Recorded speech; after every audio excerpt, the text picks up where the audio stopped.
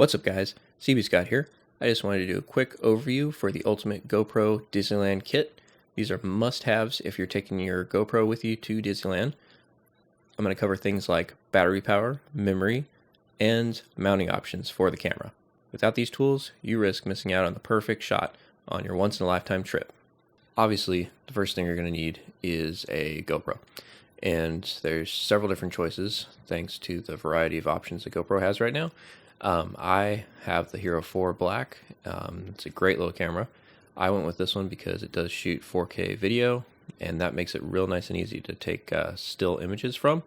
If you do want to capture some frames, and that way you don't have to shoot stills, you can just shoot video all the time, and then go back and choose your still frames later on. Another great feature of this camera is that you can connect it with Wi-Fi to a phone. So you don't really need the screen on the back like the other version has when you can just connect it to the phone with Wi-Fi. And I found that it didn't really drain the battery too much if you're using this feature. But the 4K itself does drain the battery quite a bit. So you want to keep that in mind when you're packing for a longer trip. For memory, I used a SanDisk Extreme Plus 64GB U3 micro SD card. I found that this card worked great. I had plenty of space for at least 2 days of footage, and I was shooting pretty much throughout the entire day. Another thing to keep in mind when you're shooting is that you're going to need power for the camera. You're going to want to use at least 2 batteries for the trip. I brought 2 batteries along and this handy charger which I purchased. The charger is nice because it comes with a battery and you can use it to charge 2 batteries at one time, and it just uses a standard USB cable that the GoPro uses to charge itself as well. The charger itself is pretty compact, and the batteries just slide right in next to each other into the top. Lights up orange when they're charging and green when they're fully charged. To protect the GoPro, of course, I was using the standard GoPro case, and I chose to go with the open back door instead of the closed back door just because it makes catching some audio a little bit easier. My favorite thing about the GoPro case is it's really fast and easy to put the GoPro in and take the GoPro out if you need to swap batteries or memory cards. In addition to the camera and the case, I also bring along a couple of mounts. For one, I just brought along this separate arm mount, and the biggest key tool that I brought along for this trip was the GoPro Handler, which right now I believe it's on sale for about $20, and that's a pretty darn good deal for what you get.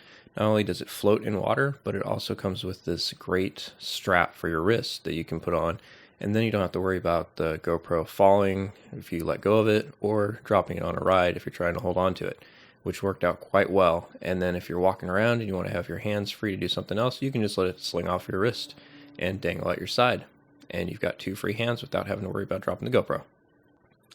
Another great thing about the Handler is that it comes with this trusty little tool which you can use to tighten the actual GoPro mount at the base. Another mandatory thing that I bring on almost all of my action adventures is the GoPro Chesty Mount. And last but not least, if you're going to be bringing all this stuff with you, you're going to need some place to put it and store it. I went with the Lowepro hard case, which is a great option for the GoPro, mainly because the case is rock hard on the outside, so if you put your GoPro in it and anything else, you don't want it to get crushed if somebody steps on it, or if you put it in your backpack and you sit on your backpack. We know that's not going to happen, but just in case it does, this case protects everything you put in it. It is a rock hard case, well worth the money spent on it. And it also fits everything neatly. I've got the GoPro in there, I've got the handler in there, the battery charger, the cable for the battery charger, and then also on top I have the nice organizing pouch which can hold the batteries, the GoPro arms, and also the tool to tighten down those arms.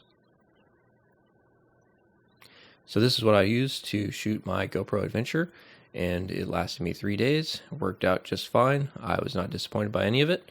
So I hope this helps everybody else out when you're trying to decide what to bring with you and what tools to use when you're shooting with the GoPro.